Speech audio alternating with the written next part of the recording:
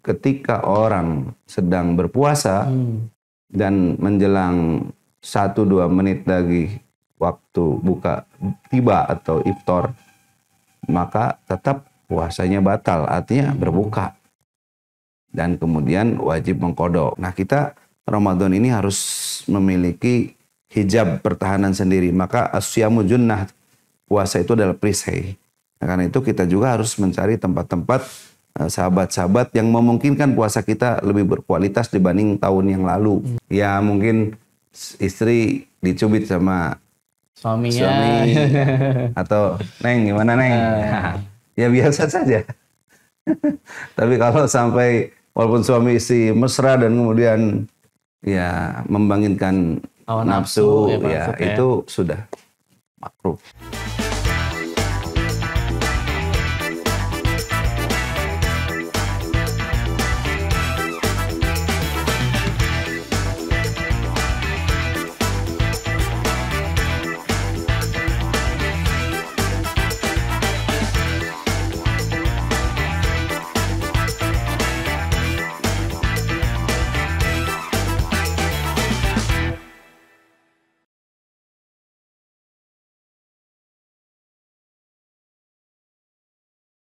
Saat berpuasa, kita tidak hanya menahan lapar dan haus, tapi kita juga harus menahan diri dari hawa nafsu yang bisa membatalkan puasa. Salah satu yang membatalkan puasa itu sendiri adalah berhubungan badan. Lalu bagaimana hukum berhubungan suami istri saat berpuasa?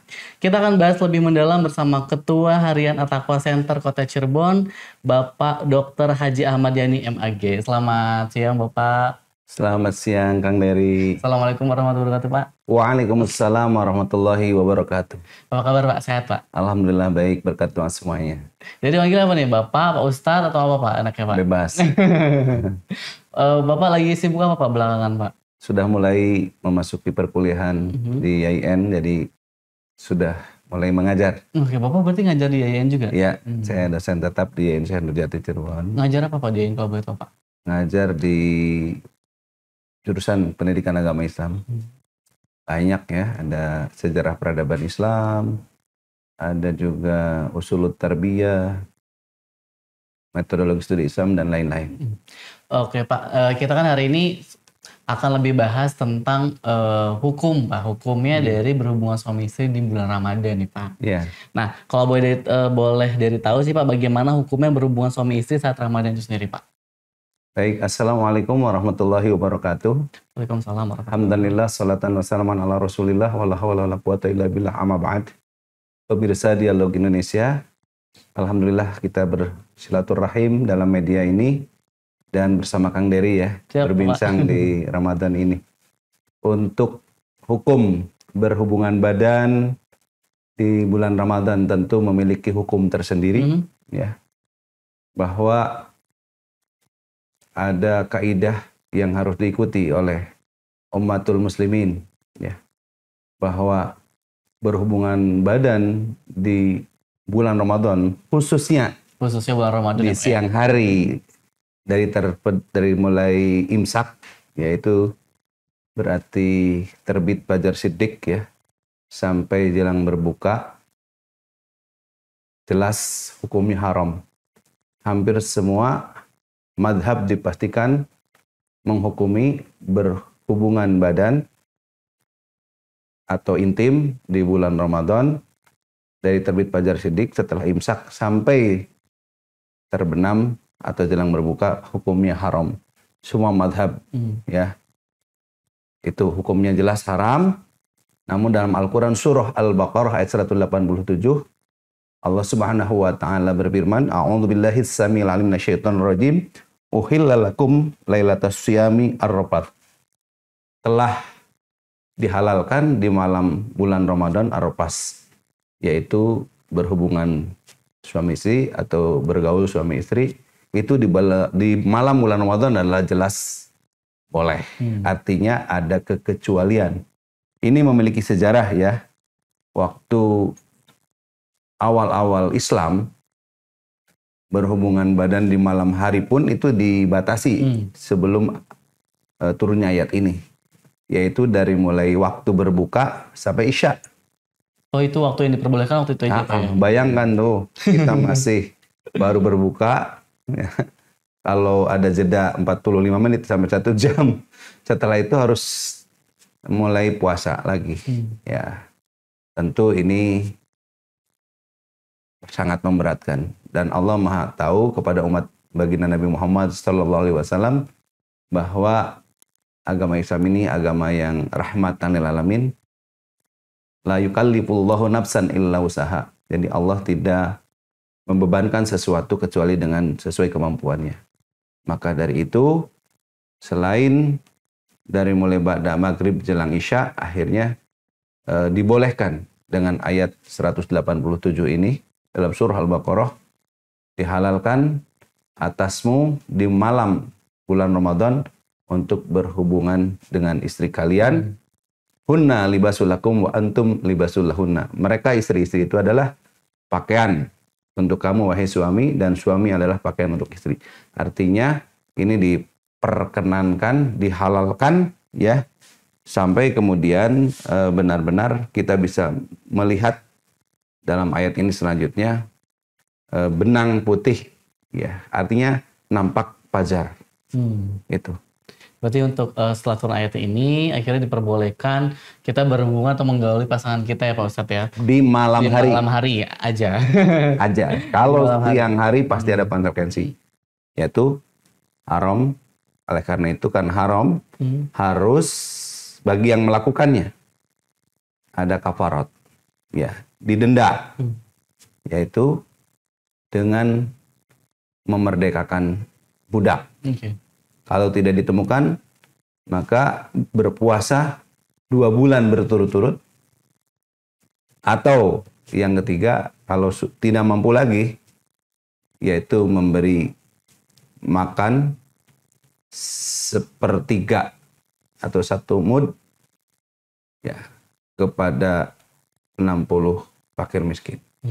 Tapi Pak Ustadz, kalau misalnya kita ngomongin nahan hawa nafsu saat bulan puasa ini Pak Ustadz, kan kadang-kadang kita di rumah gitu sama suami istri suka bercanda, peluk, cium. Nah kalau kayak gitu tuh hukumnya apa Pak Ustadz? Apakah membatalkan puasa kita atau seperti apa sih Pak Ustadz? Ya, hampir semua para imam madhab juga memberikan catatan kepada kaum muslimin, muslimat yang beribadah puasa, kemudian melakukan hal-hal yang sifatnya romantis, mencium, memeluk, ya suami istri ya. Betul. Kalau di luar suami istri saya udah jelas hukumnya haram. Ini suami istri. Ada 2 kategori, ada yang makruh tahrim, ada yang makruh tanjih. Nah, makruh tahrim itu sesuatu makruh itu kan masih boleh dilakukan, tapi tidak mendapat pahala. Dan tapi yang makruh tahrim ini intinya Allah nggak suka ya, tapi tidak menjadi dosa, tapi mengurangi pahala. Nah, yaitu yang mencium, berpelukan, tapi kemudian dapat membangkitkan nafsu birahi, ya, sehingga dikhawatirkan akan memancing nafsu untuk melakukan hal-hal yang berikutnya, bahkan mungkin sampai terjerumus kepada perbuatan tadi hubungan intim walaupun suami istri. Di siang hari ini, ceritanya di siang hari. Dari tadi terbit fajar siddiq, imsak itu sampai terbenam. Kalau di luar itu hubungan intim saja sudah boleh, yaitu tadi malam hari. Oleh karena itu batasan yang utama hukumnya adalah makruh. Ada makruh tahrim, ada makruh tanjih. Yang tanjih ini ya romantis, tetapi tidak sampai membangkitkan nafsu. Ya mungkin istri dicubit sama suaminya, suami, atau neng gimana neng, ya biasa saja. Tapi kalau sampai walaupun suami istri mesra dan kemudian ya membangkitkan nafsu ya itu sudah makruh. Sama-sama hukumnya makruh ya. Artinya agama menganjurkan untuk dihindari. Lebih baik tidak ya Pak Ustadz. Ya, tapi tidak sampai membatalkan. Nunggu sampai nanti waktunya sudah diperbolehkan lagi setelah puasa. Setelah berbuka puasa. Alangkah baiknya kita memang menahan hawa nafsu kita gitu ya Pak Ustadz ya. Siap. Mas Sobat Dialog juga mungkin banyak yang pengen tahu gitu Pak Ustadz. Karena kan hal-hal seperti ini tuh bahkan banyak orang yang belum tahu gitu. Ya, Jadi kalau makanya harus terus Iya, belajar. makanya kita sampaikan nih sekarang Pak Ustadz Siap. gitu.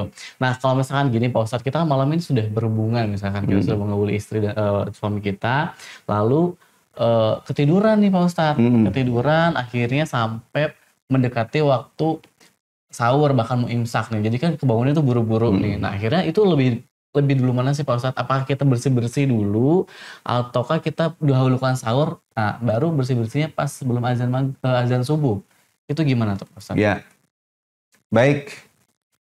Menurut Profesor Wahbah Az-Zuhaili dalam Fiqhul Islam wa Adilatih, bahwa hukum orang yang karena sesuatu setelah berhubungan badan, berhubungan intim, kemudian keburu adzan atau keburu imsak, maka puasanya tetap sah. Kemudian segera mandi junub karena untuk kewajiban sholat. Segera mandi junubnya itu karena akan melaksanakan sholat. Karena sholat hukumnya fardu jelas. Nah, jadi kalau ada pilihan bagaimana 2 menit lagi harus sahur atau mandi dulu nih junub. Nah, sebenarnya kalau dilihat dari hukum sahur juga sunnah. Tapi kalau mandi junub wajib. Nah, tetapi walaupun wajib tidak membatalkan puasa. Ya.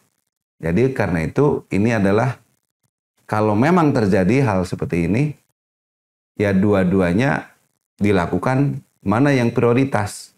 Tapi prinsipnya nggak membatalkan si puasa ya. Puasa. Jadi masih sah ada riwayat, nah hadis yang disampaikan ya, oleh Imam Bukhari bahwa ketika satu saat baginda Nabi pun sama pernah mengalami, intinya belum mandi junub kemudian keburu imsak, maka tidak ada masalah mandi junub setelah imsak. Tapi kalau yang normal dan tidak terjadi seperti itu, lebih baik segera mandi junub dulu ya, gitu. Itu pun juga harus hati-hati, jangan sampai ada air yang masuk dengan sengaja ke anggota tubuh, karena nanti bisa membatalkan puasa. Nah itu ya. Makanya lebih baik sebelum itu ya Pak Ustadz ya. Ya. Setelah berhubungan langkah baiknya langsung mandi bersih-bersih, mandi junub, baru mempersiapkan sahur dan bisa puasa gitu ya Pak Ustadz ya. Betul, ya. Karena kadang-kadang kan kita kalau misalkan aktivitas malam suka lelah gitu. Apalagi kan waktu di bulan Ramadan sekarang tuh berbeda dengan waktu yang hari-hari kita biasa gitu loh Pak Ustadz. Ini mungkin hal-hal seperti itu akan mungkin terjadi gitu ya Pak Ustadz ya? Akan mungkin terjadi dan sudah banyak contoh. Jadi kalau hanya 2-3 menit lagi ya segera, karena puasa wajib atau puasa fardu juga kan disunahkan. Sunnah muakkad kita sahur. Maka ya seperlunya kurma 2, kemudian minum, sahur tetap, kemudian mandi. Tapi kalau begitu Pak Ustadz, ada nggak sih hukum-hukumnya atau tata cara kita berhubungan suami istri nih Pak Ustadz? Nggak terlepas di luar Ramadan aja Pak Ustadz ya. Ada nggak tata hukumnya secara Islam tuh seperti apa sih Pak Ustadz yang baik berhubungan badan Pak Ustadz? Ya jelas Islam ini kan agama yang sangat komprehensif ya. Hampir semua sisi diajarkan oleh Islam. Dalam hal ini oleh baginda Nabi, Islam itu mengajarkan sampai bagaimana adab makan. Dari mulai mencuci tangan sehingga tangan kita bersih, kemudian berdoa sebelum makan, mengambil makanan yang dekat dan pakai tangan kanan. Setelah berdoa ya, Allah memberikan api mudrakana wa qina adzabannar. Nah begitu pula sampai berhubungan intim suami istri pun jelas ada adabnya. Disunahkan untuk berwudu, ya, sholat 2 rakaat, ya, kemudian juga ada doanya. Allahumma janibni syaiton wa janibis syayatin, ya. Ada doa-doa, ya. Tentu ini semua juga harus dilakukan oleh dua belah pihak, ya. Tidak hanya suami tetapi juga istri. Dengan harapan, apalagi pengantin baru berharap punya keturunan yang soleh. Jadi semuanya harus diawali dengan adab-adab yang baik, sesuai dengan ajaran. Kita bisa baca buku sekarang banyak, tapi prinsip semuanya ada adab, ada etikanya. Jangan kita terobsesi oleh pemikiran dan ajaran apalagi tontonan yang tidak sesuai dengan tuntutan syariat. Itu intinya. Oke. Jadi ternyata memang ada adabnya nih teman-teman dialog di rumah bahwa apapun itu karena Islam sangat komprehensif sekali ya Pak Ustadz ya. Ya, Banyak sekali memiliki ajaran yang sangat komprehensif. Iya, dari setiap lapisannya tuh diperhatikan sekali sama Betul. Islam ini sendiri gitu. Termasuk tadi berhubungan badan sampai Pak Ustadz bahwa ternyata adab-adabnya gitu yang harus kita ikuti, harus kita patuh kalau bisa ya Pak Ustadz ya. Dan harus bisa ya Pak Ustadz. Ya, berusaha kalau kita mengaku umat baginda Nabi, ikuti bagaimana Nabi melakukan apapun, ada contohnya. Nah, itu mudah-mudahan kita bisa mencontoh hal-hal baik dari Nabi Pak Ustadz ya. Pak Ustadz ini kan juga ada lagi nih Pak Ustadz kasusnya nih yang sering terjadi sama teman-teman perempuan di rumah gitu. Kalau misalnya lagi puasa udah mau detik-detik penghujung nih akhir mau maghrib tiba-tiba haid Pak Ustadz. Nah itu gimana hukumnya? Apakah wajib membatalkan puasa? Lalu puasanya itu seperti apa? Baik, hampir juga semua imam madhab, Imam Ahmad bin Hambal, Imam Asy-Syafi'i, Imam Hanafi, Imam Maliki, bahwa ketika orang sedang berpuasa dan menjelang 1-2 menit lagi waktu buka tiba atau iftar, maka tetap puasanya batal, artinya berbuka. Dan kemudian wajib mengqadha. Nah, kalau menurut guru kita, Buya Yahya, dapat pahala yang utuh. Pahalanya dapat. Pahala puasanya dapat utuh. Tetapi karena memang batal sebelum waktunya. Dan itu kan bukan keinginan kita, perempuan yang bersangkutan.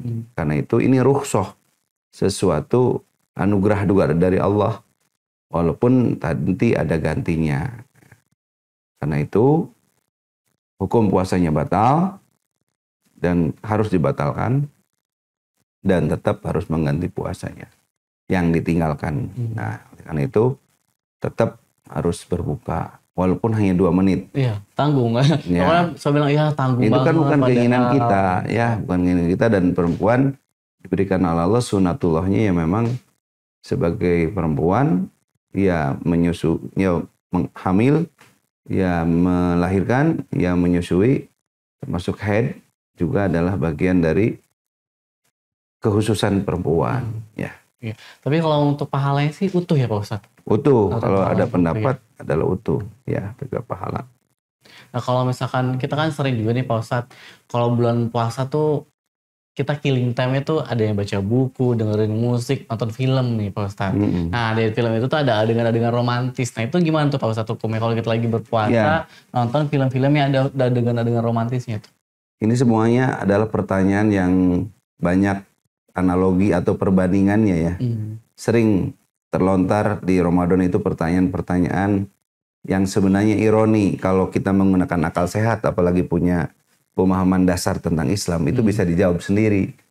Ya, misalkan bagaimana hukum puasa tapi ya tidak sholat. Ya, bagaimana hukum pacaran di bulan Ramadan. Sebelum Ramadan pacaran itu sudah ada hukumnya, yaitu haram, apalagi kalau melakukan hal-hal yang tidak baik. Betul. Nah, begitu pula menonton sesuatu yang bisa membangkitkan nafsu. Nah, itu sebelum Ramadan juga sudah ada hukumnya. Sama saja, ketika di Ramadan harus lebih dihindari. Di luar Ramadan saja harus dihindari. Kenapa? Itu dipastikan dalam hadis baginda Nabi, itu akan mengurangi pahala ibadah puasa. Maka banyak pemahaman yang harus kita berikan pencerahan ya kepada masyarakat. Rubba sha'imin laisa lahu min siyamihi ilal ju' wal atas. Banyak orang yang berpuasa tapi tidak mendapatkan apa-apa kecuali lapar dan dahaga. Kenapa? Hanya baru mampu menahan nafsu, tidak makan, tidak minum, dan berhubungan intim. Bisa itu 3. Menahan tidak makan, menahan tidak minum, dan menahan tidak hubungan suami istri. Tapi nafsu terus diumbar. Nah, itu akan sangat mengurangi keutamaan pahala ibadah puasa. Iya, maksudnya sekarang kita tuh itu tadi betul apa yang disampaikan Pak Ustadz bahwa sebenarnya itu ironi. Pertanyaan-pertanyaan itu ironi dan memang sudah bisa dijawab sendiri. Tapi memang pada kenyataan di lapangan tuh masih banyak yang belum paham dan mengerti Pak Ustadz dengan adanya pertanyaan-pertanyaan itu tadi gitu. Padahal sih kalau misalkan memang jelas mengetahui dasarnya seperti yang Ustadz sampaikan, harusnya udah bisa tahu jawabannya apa gitu ya Pak Ustadz. Siap. Nah Pak Ustadz, dari beberapa yang kita sudah bahas tadi, apa aja lagi sih Pak Ustadz? Mungkin ada hal-hal lain yang bisa membatalkan puasa nih Pak Ustadz. Ya. Ada yang membatalkan puasa secara fisik, kalau di kategori ya. Ya. Ada yang non fisik tadi, mengurangi pahalanya. Kalau yang membatalkan fisik kan sudah jelas. Dari mulai sesuai dengan definisinya ya. Bahwa puasa itu al-imsaku, menahan minal akli, dari tidak makan, wasyurbi dan minum, wal jima'i dan hubungan badan. Ya. Dari kapan? Min tulu'il fajri ila ghurubi syams, dari terbit fajar siddiq imsak sampai terbenam matahari. Itu definisi puasa. Nah, berarti kalau kita makan, minum, hubungan badan, termasuk memasukkan sesuatu, muntah dengan sengaja, itu hal yang terobservasi secara fisik nampak. Itu membatalkan puasa dohirnya. Sehingga bisa dikenali, bisa diidentifikasi, batal puasa kamu. Kenapa? Kamu makan, kamu minum, kamu hubungan intim. Tapi ingat kepada pemirsa semua, bahwa ada yang membatalkan secara non fisik, non biologis, yaitu pahalanya berkurang. Sementara Allah memberikan bonus pahala yang begitu rupa di Ramadan ini. Tetapi karena ghibah, menggunjing, namimah, mengadu domba, kemudian membicarakan orang tadi, ghibah ya, sumpah palsu, termasuk tidak mampu mengendalikan nafsu dalam hal tidak berhubungan senggama dengan sesama, dengan suami istri, tetapi mengumbar nafsu tadi seperti nonton hal-hal yang tidak baik. Itu semua akan mengurangi pahala ibadah puasa. Artinya yang dikatakan dalam hadis tadi, kamin so'imin atau rubah so'imin laisalah min syamihi ilal ju' wal atas. Jadi banyak orang yang berpuasa tidak dapat apa-apa, hanya lapar dan dahaga. Kenapa tadi? Hanya puasa secara biologis. Tapi pikirannya masih tetap kotor, emosi, birahi dan nafsunya terus liar, anggota tubuhnya nggak ikut puasa. Juga itu, dan Imam Al-Ghazali mengkategori 3 kategori derajat puasa itu seseorang itu. Puasa awam yang tadi sebagaimana Nabi, hanya menahan lapar dan dahaga saja. Tetapi segalanya masih dilakukan seperti sebelum Ramadan. Matanya masih jelalatan, tangannya masih nggak jelas, kakinya kemana, ke tempat-tempat yang tidak baik. Pokoknya ya hanya menahan lapar aja dan dahaga. Itu puasa awam orang pada umumnya. Kedua, puasa khusus, kata Al-Ghazali. Puasa yang selain tidak makan, tidak minum, sudah mampu menjaga panca inderanya.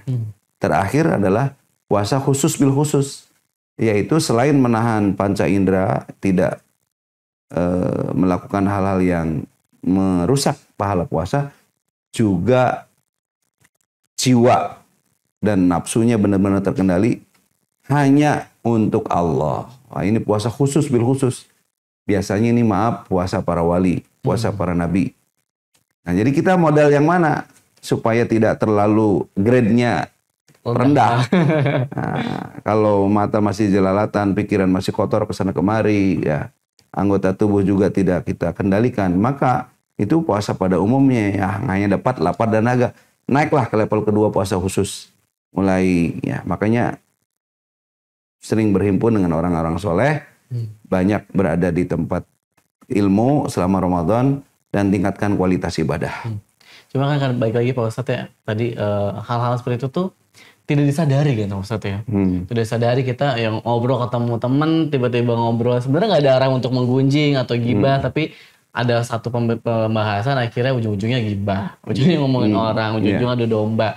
Itu yang paling susah dikendalikan adalah lisan mungkin ya Pak Ustadz ya. Ya, salah satunya lisan. Ya. Makanya salamatul insan bihifdil lisan. Selamatnya seseorang tergantung kemampuan menjaga lisan. Karena tadi mentang-mentang lidah tak bertulang, sangat mungkin terpancing untuk ghibah. membicarakan orang lain. Karena itu bisa diprotek sebenarnya. Kalau kita bergaul dengan orang soleh itu punya autokontrol ya. Untuk mengontrol internal dirinya untuk tidak terjebak kepada perkataan-perkataan kotor. Makanya terjaga. Nah kita Ramadan ini harus memiliki hijab pertahanan sendiri. Maka asyamu junnah, puasa itu adalah perisai. Nah, karena itu kita juga harus mencari tempat-tempat sahabat-sahabat yang memungkinkan puasa kita lebih berkualitas dibanding tahun yang lalu. Jadi kalau berhimpun di masjid, tadarus, ikut pesantren kilat, ikut kajian keagamaan, hadir di tempat-tempat ulama, di majelis-majelis, ya itu akan terminimalisir hal seperti itu. Tapi kalau gaulnya tetap hanya di mall, di klub-klub, di tempat-tempat yang selama ini ya terbuka dan sudah banyak hal-hal yang madharat, yaitu sangat dimungkinkan kita pun akan terbawa ya.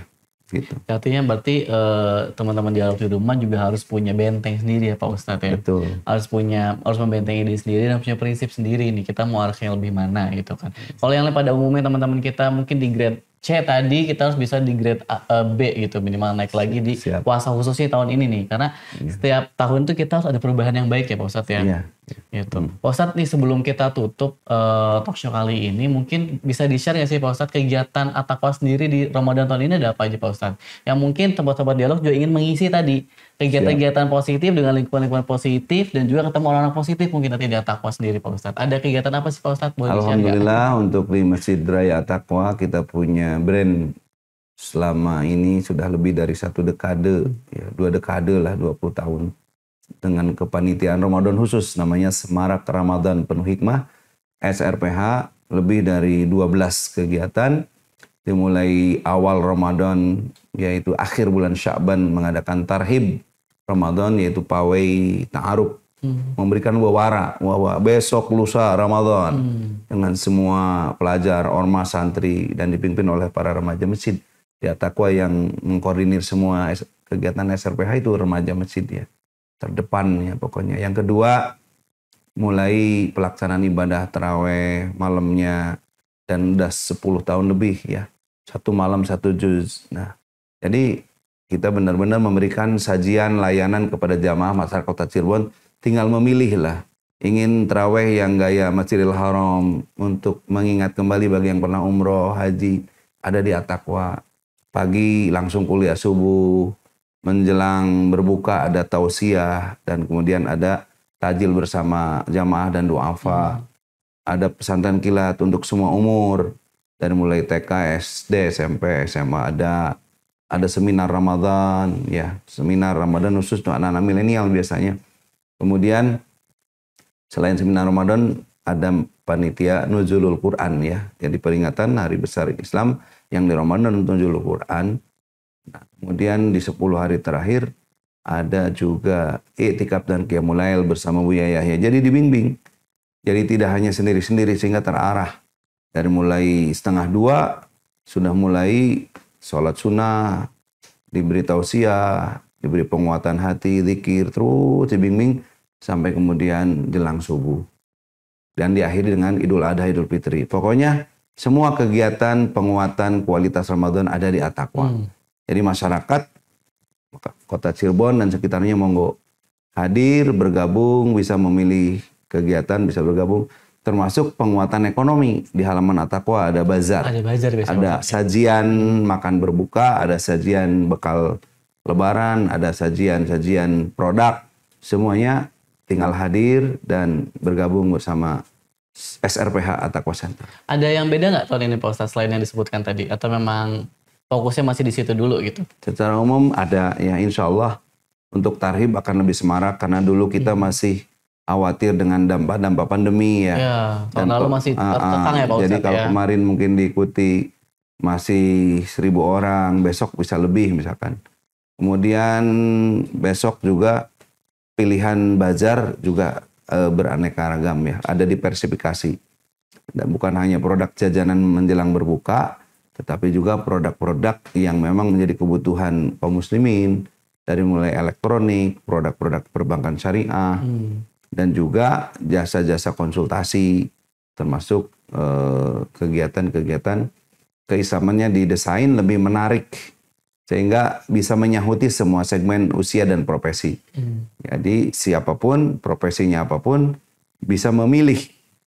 Termasuk tadi sajian-sajian kegiatannya kita kemas supaya lebih modern, lebih sesuai dengan masyarakat Cirebon Kota. Wah, banyak banget nih kegiatannya teman-teman dialog. Jadi kita nggak usah khawatir ya, selama bulan Ramadan ini banyak kegiatan yang bisa kita isi di At-Taqwa, di Masjid Raya At-Taqwa. Terutama tadi teman-teman milenial yang memang suka berdiskusi, sharing dan sebagainya. Ada seminar tadi juga ya Pak Ustadz ya.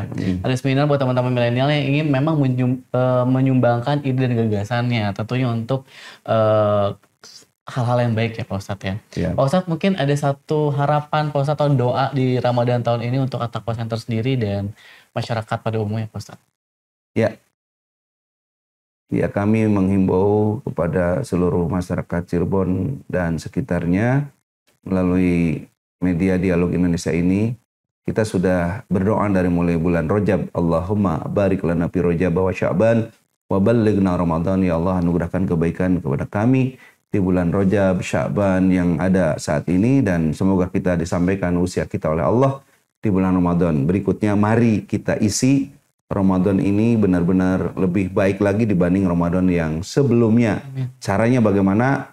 Ikuti aktivitas-aktivitas yang multi maslahat dan kita buat perencanaan yang baik untuk penguatan iman dan takwa pribadi maupun untuk sisi-sisi sosial, karena harus seimbang antara soleh individu dan soleh sosial. Maka tidak hanya cukup menempa diri sendiri di rumah, tetapi juga keluarga kita tata dan lingkungan tempat kerja. Kita juga harus kondusif mendukung penguatan kualitas ibadah saum kita. Jadi harus seimbangkan keimanan ketakwaan diri pribadi dan juga keluarga dan juga masyarakat. Prinsipnya kalau kita yang masih rentan, sering ragu dan sering kembali tidak memiliki semangat, segera ya hadir di tempat-tempat yang memupuk penguatan iman kita, kualitas iman kita, dan salah satu di antaranya bisa pilihannya adalah At-Taqwa.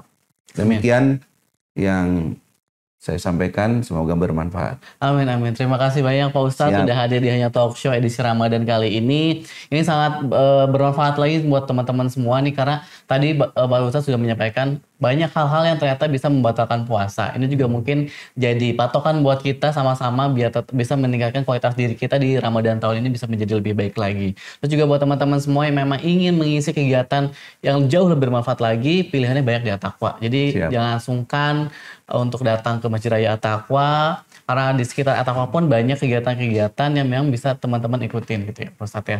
Biasanya juga kan sekitar At-Taqwa banyak tuh Pak Ustadz ya, yang nyari takjil, jajanan juga di situ banyak. Gratis ada, beli juga ada. Nah, jadi kalau misalnya sambil nyari takjil bisa nanti buka puasanya di Masjid At-Taqwa sampai nanti tarawih juga. Terima kasih teman-teman sudah menyaksikan Hanya Talk Show kali ini. Mudah-mudahan apa yang kita sampaikan bisa bermanfaat buat teman-teman semua. Dan jangan lupa tetap saksikan Hanya Talk Show bersama saya Dery Spira. Tetap di Hanya Talk Show. Hanya di sini bisa ngobrolin apa aja.